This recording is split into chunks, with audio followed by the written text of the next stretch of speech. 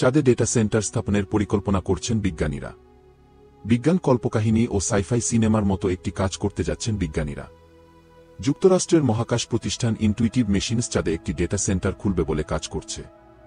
লোনস্টার data holdings সম্প্রতি চাঁদে intuitive মেশিনসের lander এথেনার সঙ্গে ডেটা সেন্টারের কিছু যন্ত্র পাঠিয়েছে চাঁদে।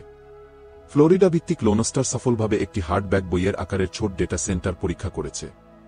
ইলন মাস্কের স্পেসএক্সের রকেটে এথেনা উৎক্ষেপণ করা হয়েছিল।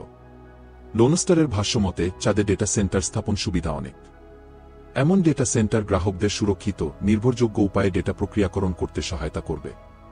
আবার সীমাহীন সৌরশক্তির সুবিধার জন্য বেশ কার্যকরভাবে কাজ করবে।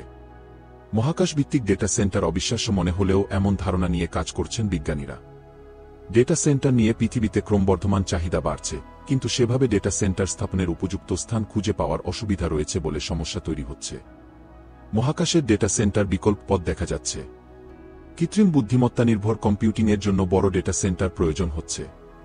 সে কারণে চাঁদ ও পৃথিবীর কক্ষপথে ডেটা সেন্টার বসানোর বিকল্প খোঁজা হচ্ছে। বৈশ্বিক ব্যবস্থাপনা পরামর্শক সংস্থা ম্যাকেনজির মতে 2030 সালের মধ্যে ডেটা সেন্টারের বার্ষিক চাহিদা 19 থেকে 22% বৃদ্ধি পাবে বলে আশা করা হচ্ছে। এসব ডেটা সেন্টার স্থাপন করার জায়গা সংকট রয়েছে। আবার প্রচুর পরিমাণে বিদ্যুৎ ও পানি ব্যবহার করে বলে সমালোচনা রয়েছে।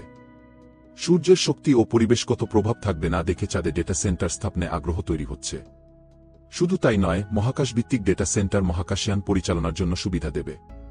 স্থলভাগ থেকে ডেটা স্থানান্তরের চেয়ে মহাকাশ থেকে মহাকাশে ডেটা স্থানান্তর দ্রুততর হবে তখন।